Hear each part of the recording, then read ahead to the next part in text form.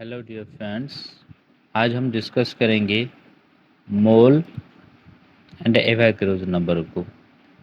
तो पहले मोल को डिफाइन करते हैं कि मोल है क्या, यूज़ क्यों करते हैं और इसकी कैलकुलेशंस कुछ करेंगे। तो मोल को कैसे कैलकुलेट किया गया, कैसे कैलकुलेट करते हैं और मोल से और कौन सी चीज़ें कैलकुलेट की जा सकती हैं। तो पहले आए मोल को डिफाइन करते हैं।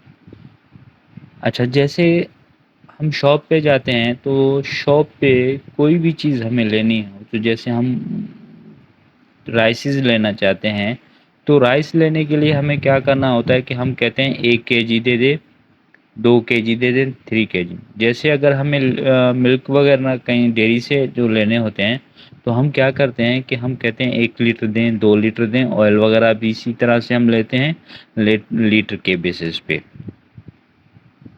तो जब हमें केमिकल्स लेने होते हैं, जब केमिकल्स हमें लैब में लेने होते हैं तो हम किस तरह लेते हैं, ये एक सवाल है।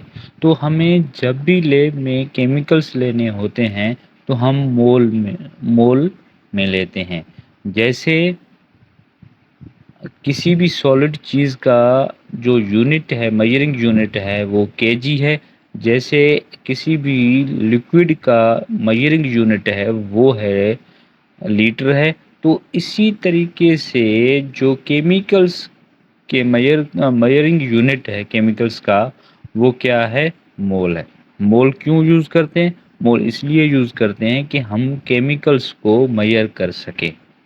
जैसे हमें एग्जांपल दिया गया है कि आप वे करते हो या काउंट करते हो बेस्ड ऑन कंफर्ट। जैसे कि ज़ाहिर सी बात है, हम मिल्क जब लेने जाएंगे तो ग्राम से ज़्यादा हम प्रेफर ये करेंगे कि हम लीटर में ही जो ना उसे प्रेफर करते हैं, क्योंकि लिक्विड है। जो ऑयल वगैरह आप जैसे जाते हैं तो हम लीटर में ही प्रेफर करते हैं। तो ये इस बात पे कंफर्ट के लिए ठीक है। जैसे अगर आपको बाय करने होते हैं ग्लव्स, तो आप ग्लव्स क्या कहते हैं कि एक पेयर ऑफ ग्लव्स दे दें, तो उसमें 2 ग्लव्स होते हैं। बनानाज की बात की जाए तो बनानाज के लिए हमें एक डजन वर्ड यूज़ करते हैं, ठीक है। अच्छा, जो ना ये पेपर का रिम होता है उसमें 500 शीट्स होती हैं, तो वो भी हम क्या कहते हैं कि हमें एक रिम चाहिए। तो इसी तरीके से हम केमिकल्स को मेजर करते हैं। तो केमिकल्स को मेजर करने के लिए हमें क्या करना होता है, मोल यूनिट लेना होता है, ठीक है। मोल एक यूनिट है मेजरिंग फॉर दी केमिकल्स का। अच्छा, ये लैटिन वर्ड से लिया गया है और उसमें measuring unit amount of substance आप इस तरह कह लें, केमिकली कह लें, ठीक है। तो मोल को अब ये कैसे डिफाइन करते हैं? Mole is defined as a gram atomic mass, gram molecular mass या gram formula mass any substance, चाहे वो एटम हो, मॉलिक्यूल हो, आयन हो, विच कंटेन्स 6.0 टू 10⁻²। अच्छा, ये वर्ड कभी कभी हमें डिफ़िकल्ट लगते हैं कि ग्राम एटॉमिक मास का ये मतलब है जो भी किसी एटम का एटॉमिक मास है। जैसे हमारे पास है सोडियम है 23, ठीक है। तो सोडियम के 23 जो एटॉमिक मास है, हम उससे क्या करेंगे, उसके ग्राम्स कितने होंगे, 23 ग्राम्स होंगे। तो वो जो 23 ग्राम्स हैं कितने मोल के बराबर होंगे, 1 मोल के बराबर होंगे। और उसमें कितने पार्टिकल्स होंगे, 6.0 टू 10⁻²। अगर हम कोई मालिक्यूल लेते हैं, जैसे अगर H2O है हमारे पास, तो H2O लेने के बाद क्या होगा कि H2O का जो मालिक्यूलर मास है वो कितना होगा, 18 होगा। तो अगर उसी 18 को मालिक्यूलर मास को हम ग्राम्स में कन्वर्ट करेंगे तो वो ग्राम से 18 हो जाएंगे। तो वो 18 होते हैं हमारे 1 मोल के बराबर। जैसे सोडियम क्लोराइड है, सोडियम क्लोराइड एक कंपाउंड है, तो कंपाउंड के लिए हम क्या करते हैं, फार्मूला मास है, तो उसका फार्मूला मास क्या है, 58.5 है। तो 58.5 को हम क्या करेंगे, ग्राम्स में करेंगे तो 58.5 ग्राम होंगे। तो 58.5 ग्राम जो होते हैं वो 1 मोल के बराबर होंगे, जिसमें नंबर ऑफ पार्टिकल्स इतने ही होंगे। अच्छा, तो इसका ये मतलब हो गया कि mole is defined as gram atomic mass. जो भी एटॉमिक मास हो उसको ग्राम्स में कन्वर्ट करें, वो ग्राम्स में एक मोल के बराबर होंगे। ठीक है, जितने भी ग्राम्स होंगे वो एक मोल के बराबर है। मॉलिक्यूलर मास में भी इस तरह और फार्मूला मास में भी इस तरह। ठीक है। अच्छा, दूसरी बात ये हम लर्न करने वाले हैं, number of particles present in one mole of any substance is called Avogadro's number, it's numerical value is. तो अच्छा, अब हमने क्या सीखा था कि एक मोल में सोडियम के कितने ग्राम्स होते हैं? 23 ग्राम्स होते हैं। ठीक है, 23 ग्राम कितने मोल के बराबर होते हैं? एक मोल के बराबर होते हैं। तो उसमें नंबर ऑफ पार्टिकल्स कितने होंगे? 6.0। तो ये कहते हैं किसी भी चीज़ की, किसी भी सब्सटेंस के, कोई भी सब्सटेंस हो, एटम फॉर्म में हो, मॉलिक्यूल फॉर्म में हो, कंपाउंड फॉर्म में हो, तो अगर वो 1 मोल के बराबर है तो उसमें नंबर ऑफ जो पार्टिकल्स होंगे वो होंगे 6.02 10⁻23 पार्टिकल्स। जैसे अगर एग्जांपल देते हैं हाइड्रोजन। ठीक है, हाइड्रोजन एटम में जो क्या होंगे, हाइड्रोजन कितने नंबर ऑफ पार्टिकल्स हाइड्रोजन में होंगे? 6.02 10⁻1 मोल में होंगे। अच्छा, हाइड्रोजन को अगर हम क्या करते हैं, क्लोरीन के साथ ये करवाते हैं तो HCl बन जाएगा। तो क्लोरीन के कितने मोल होंगे? 1 मोल। 1 मोल उसका, 1 मोल उसका। ठीक है, दो नंबर ऑफ मोल्स मिल रहे हैं। HCl कितने बनेगा? 1 मोल बनेगा। ठीक है, HCl कितना बनेगा? 1 मोल बनेगा। तो HCl 1 मोल बनेगा। जो HCl 1 मोल बनेगा तो उसका ग्राम में मास क्या होगा? 36.5 होगा। तो कहने का ये मतलब है कि चाहे वो एटम हो, मॉलिक्यूल हो या कंपाउंड हो, वो 1 मोल के बराबर होना चाहिए। मोल जैसे एक बराबर के होगा तो उसमें क्या होगा कि उसमें नंबर ऑफ पार्टिकल्स जो होंगे वो होंगे 6.02 10⁻3। अच्छा, अब जैसे यहाँ एग्जांपल दिया गया है कि कोई चीज़ ऐसी होती हैं। अच्छा, जैसे मैग्नीशियम का एग्जांपल दिया गया है और कार्बन का दिया गया है। कभी कभी हमें ये लगता है ना कि यार, अगर एक कंपाउंड डिफरेंट जो है ना एलिमेंट्स हैं, तो जैसे यहाँ एग्जांपल दिया गया है कार्बन और मैग्नीशियम का। कार्बन का देखें तो कार्बन के 12, 1 मोल में कितने ग्राम होते हैं? 12 ग्राम। तो इसके 24 ग्राम होते हैं। तो ये कार्बन के बमुकाबले क्या है कि डबल मास है उसका, डबल मास है। तो होना क्या चाहिए कि जो इसके नंबर ऑफ एटम्स हैं वो भी डबल होने चाहिए। हम ये सोचे ना, पर ऐसा नहीं है। नंबर ऑफ मोल्स कितने हैं? कार्बन के 12 ग्राम में एक नंबर ऑफ मोल्स 1 है। तो अगर नंबर ऑफ मोल्स 1 है, चाहे उसका मॉलिक्यूलर मास या एटॉमिक मास या का फार्मूला मास जितना भी हो, नंबर ऑफ मोल्स एक हैं तो नंबर ऑफ पार्टिकल्स कितने होंगे? 6.02 10⁻। तो मैग्नीशियम भी 24 जो ग्राम है, नंबर ऑफ मोल्स इसके कितने हैं? 24 ग्राम में 1 ही मोल है। तो 1 मोल होगा तो नंबर ऑफ पार्टिकल्स कितने होंगे? 6.02। अच्छा, अब आते हैं थोड़ी कैलकुलेशन के बाद।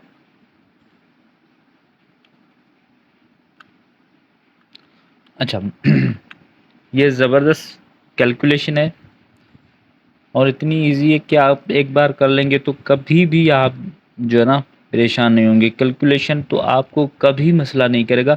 बस ये है कि कैलकुलेशन को थोड़ा समझिएगा, जैसे मैं समझाता हूँ आप इसको गेन करने की कोशिश कर कीजिएगा। ठीक है।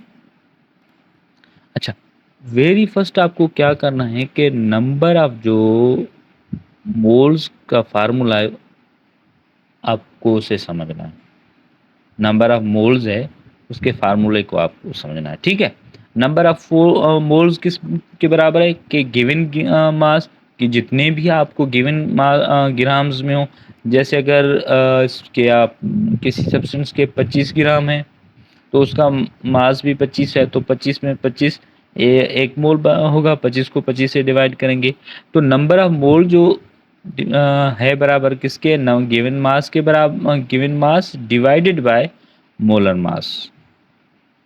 ठीक है। अब याद रखिए कि ये हमें number of moles, given mass, molar mass, ये इंटर कन्वर्टेबल है कि अगर आपको नंबर ऑफ मोल्स दिए गए हैं और मोलर मास दिया गया है तो आप गिवन मास कैलकुलेट कर सकते हैं। नंबर ऑफ मोल्स दिया गया है, गिवन मास दिया गया है, तो मोलर मास आप कैलकुलेट कर सकते हैं। तो ये दोनों अगर दिए गए हैं तो नंबर ऑफ मोल्स कैलकुलेट कर सकते हैं। अब ये कभी ना सोचें कि अगर एक से ज़्यादा चीज़ें ना दी गई हों तो भी हम कोई चीज़ कैलकुलेट कर सकते हैं, ऐसा बिल्कुल नहीं हो सकता। कैलकुलेशन आप पे वन टाइम वन की ही किसी भी एक चीज़ की ही कर सकते हैं, ठीक है? तो ये ऐसे क्वेश्चंस अपने माइंड में ना लाएं। कैलकुलेशन सिर्फ ओनली वन थिंग, ओके? तो अब नंबर ऑफ मोल्स क्या कह रहे हैं कि नंबर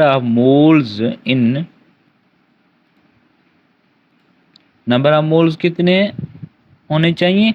25.5 ग्राम ऑफ सोडियम। अच्छा अब देखें, कैलकुलेट क्या करने हैं? मोल, ठीक है, फार्मूला ये दिया गया है। अच्छा, कितने ग्राम है? 25.5। तो ये गिवन मास है आपका, कौन सा? गिवन मास है। तो गिवन मास को क्या करेंगे? ऊपर लिखेंगे, लिखें, ठीक है, लिख लिया।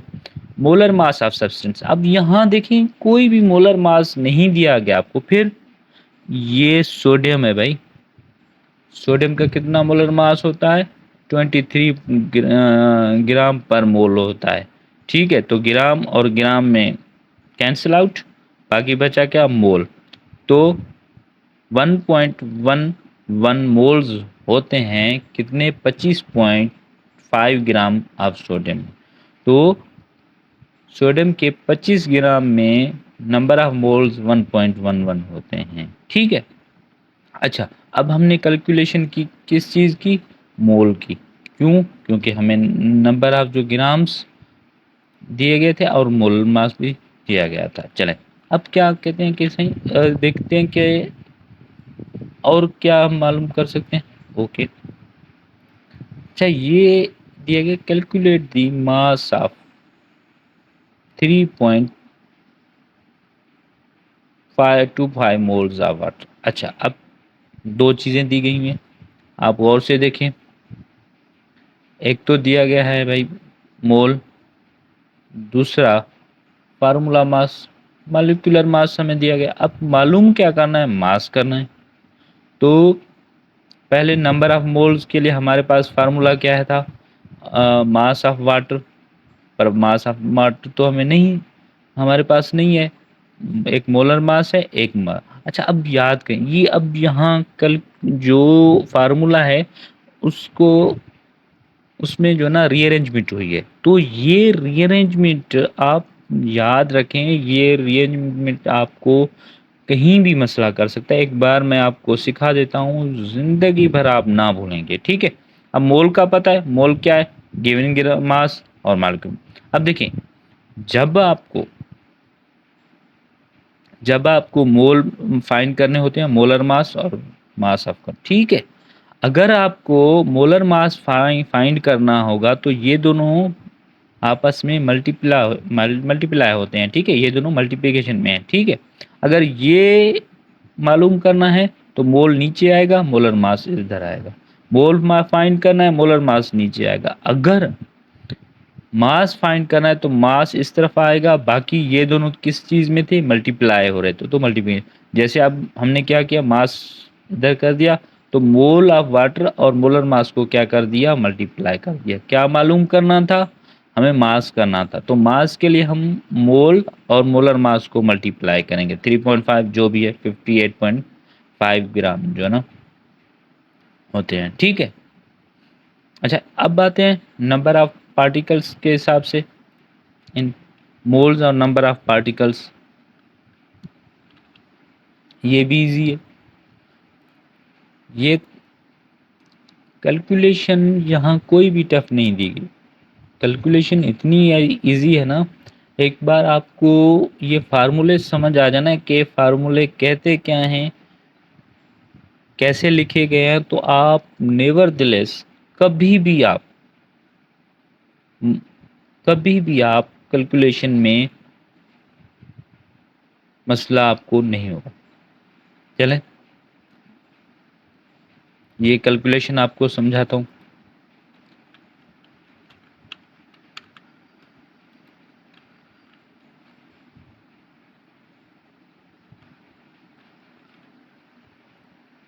अच्छा, नंबर ऑफ मोल्स, अगर हमें नंबर ऑफ मोल्स चाहिए तो number of particles of substance के कितने नंबर ऑफ पार्टिकल्स हमें सब्सटेंस के दिए गए हैं और एवोगाड्रोस नंबर पे। ठीक है, नंबर ऑफ मोल्स अगर हमें चाहिए तो अब देखते हैं नंबर ऑफ, क्या, calculate the number of molecules. अच्छा, नंबर ऑफ मॉलिक्यूल्स जो ना हमें कैलकुलेट करने हैं, कितने ग्राम्स में बेंजोइक एसिड के 610 ग्राम्स ऑफ बेंजोइक एसिड। दो चीज़ें याद रख लीजिएगा, एक तो 610 ग्राम है और दूसरा बेंजोइक एसिड। इसके अलावा कुछ भी आपको याद नहीं। कैलकुलेशन किस चीज़ की है? मॉलिक्यूल्स की है। अच्छा, मैंने पहले आपको एक चीज़ बताई है कि एक मोल नंबर ऑफ, एक मोल में जो पार्टिकल्स होंगे वो कितने होंगे? 6.02। अच्छा, एक मोल में, तो फिर ये कितने मोल होते हैं? 610 ग्राम बेंजोइक एसिड के कितने ग्राम होंगे? 610 को डिवाइड करते हैं हम किससे? 122 से, तो ये 5 मोल होंगे। कितने? 5 मोल होंगे। तो 5 मोल को आप